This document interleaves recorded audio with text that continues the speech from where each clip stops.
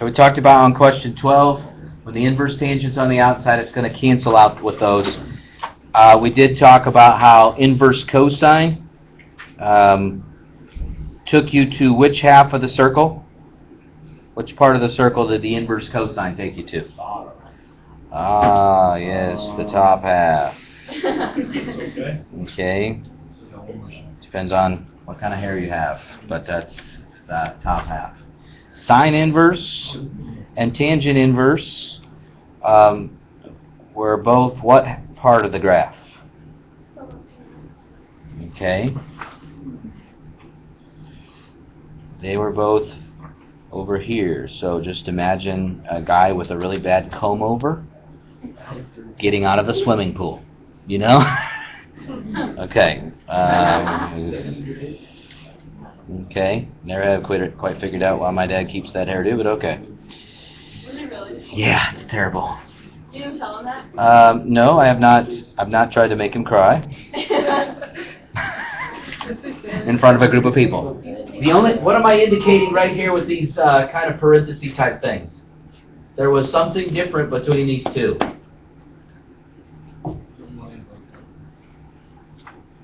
One of them included the endpoints and the other one did not, right?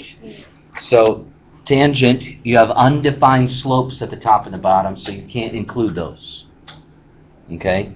So I'm just trying to help you with the range of the inverse functions. Okay? And there was negative pi over 2 all the way to pi over 2. So that was a little bit different on these two. Negative pi over 2 to pi over 2. This one made a whole lot of sense, 0 to pi. But those were a little bit different. Hopefully we'll run across more questions like that. Question? Yes? If the questions have an asterisk, what does that mean? They're not... I'm not sure what all the asterisk questions mean. I know that, like, for instance, 35 is a polar graph. We're not doing question 35.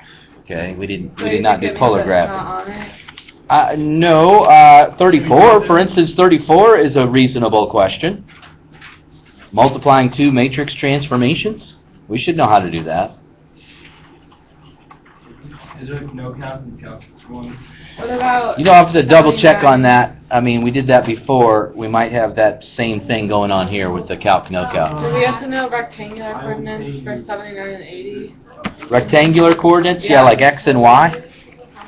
79 and 80? Yeah, but x and y are on a different question. Yes, you should be able to do that. That's, Just making x and y?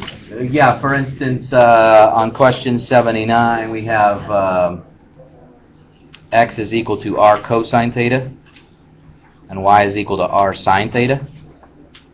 All you're doing is basically using the definition of cosine and sine. And we have a radius of 2 in this case, and an angle measurement of 50 degrees.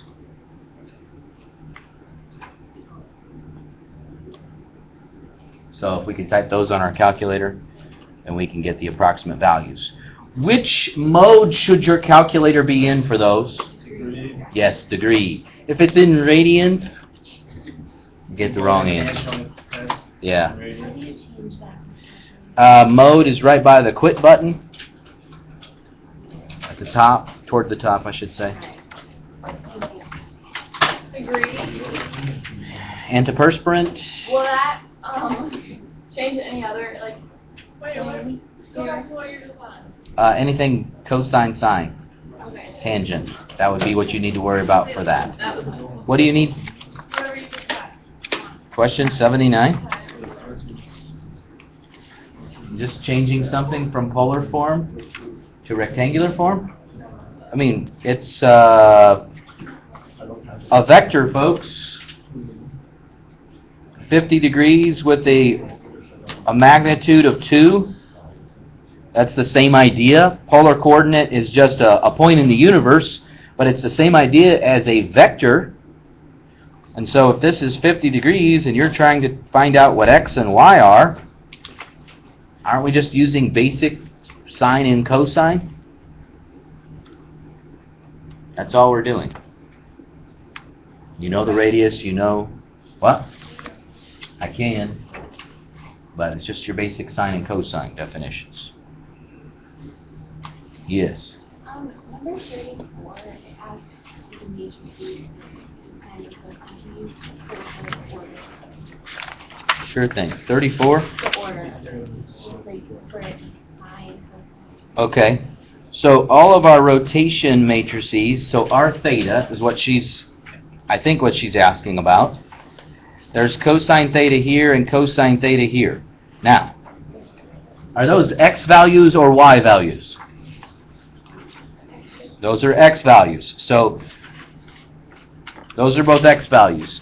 Then we have sine theta and negative sine theta. So that's y and opposite y. All right? And do you know how to find your Rx matrix? Yes, no? You say? Okay, you do. All right. Okay, back to the list I was working on. Where did I put that?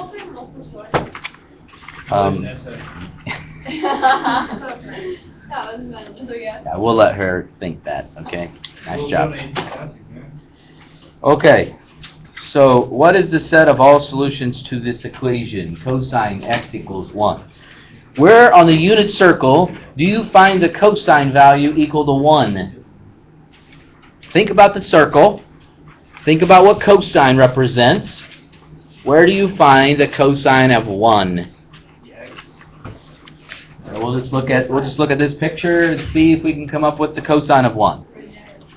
Right there. I thought it was right there, right there. What? Where? At 2 pi. That's a good way to say it. 0 would be another place to say that. Right, 2 pi is correct. Okay, what about 4 pi? Yes or no? Yeah. 6 pi. Yeah. Okay, so do you see a pattern? Even. You could say even multiples of pi, or you could say any integer multiple of... 2. Pi 2. Yes, any integer multiple of 2 pi. So as we look at these particular answers, this one says any integer multiple of 2 pi. Ding, ding, ding. Wow, that's nice. Right? This one is any integer multiple of negative pi. This is any integer, well, no, this jumps around the circle in increments of 2 pi, but where does it start? Pi over 2. We don't want to start at the top of the circle. Focus!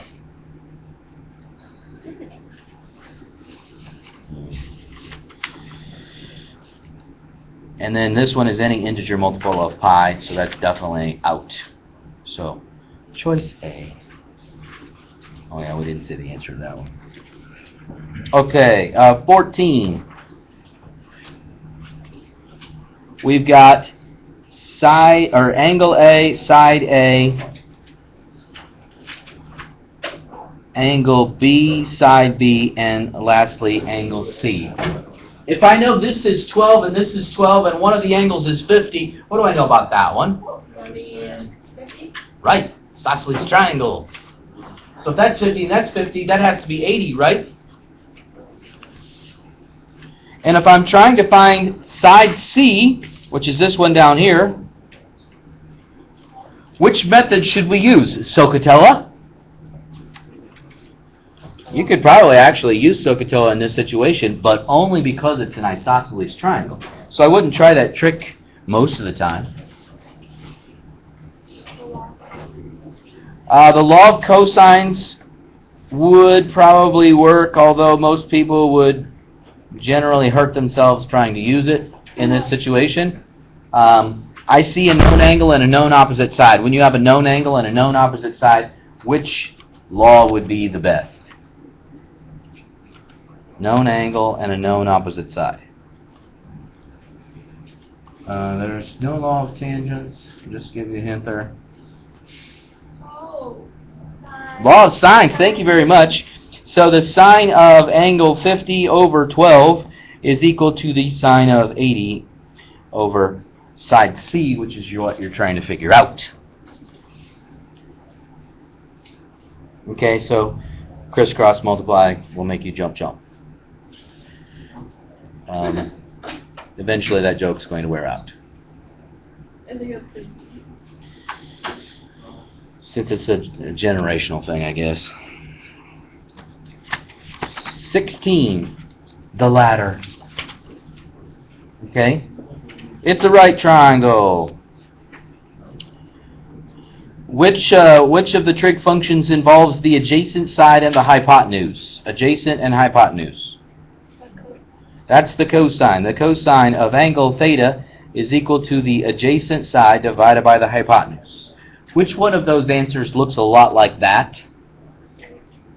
Choice B. Right, because they solved it for theta.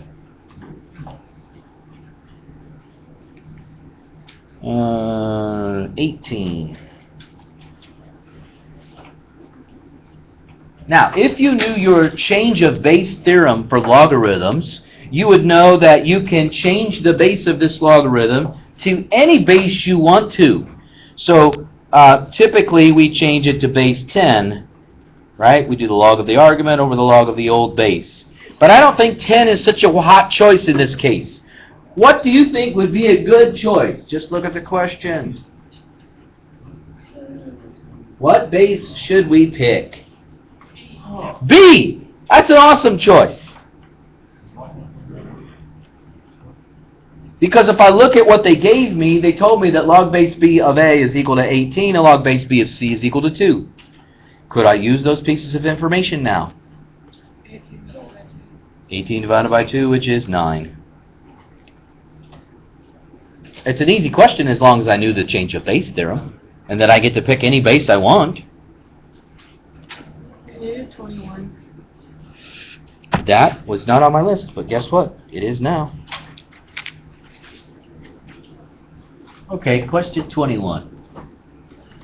How many letters are we dealing with? 7 different letters, right? Okay. So, how many different permutations can you make of the word toaster if you don't care where any of the letters are? Okay. 7p7, right? You've got 7 objects and 7 slots to fill. We know that's 7 factorial. Right? We know that's 7 factorial. Now, if we are really concerned about the very last place, then the first 6 don't matter. Suppose we save out the letter T, and we put that in the very last position. That means we're doing a permutation with the other 6 letters. So, we're messing around with the first 6 letters because we've locked the last one in as a letter T. The problem is, there are 2 T's. So you must double it. Because, is it this letter T or is it that letter T? Now, before you wrinkle your nose at me, as you just did, look at what you have. 6 factorial over 7 factorial. Is anything going to cancel? Please say yes. A lot of stuff, right? What's the only thing going to be left in the top? 2, and what's the only thing going to be left in the bottom? Oh, 2/7. Choice B.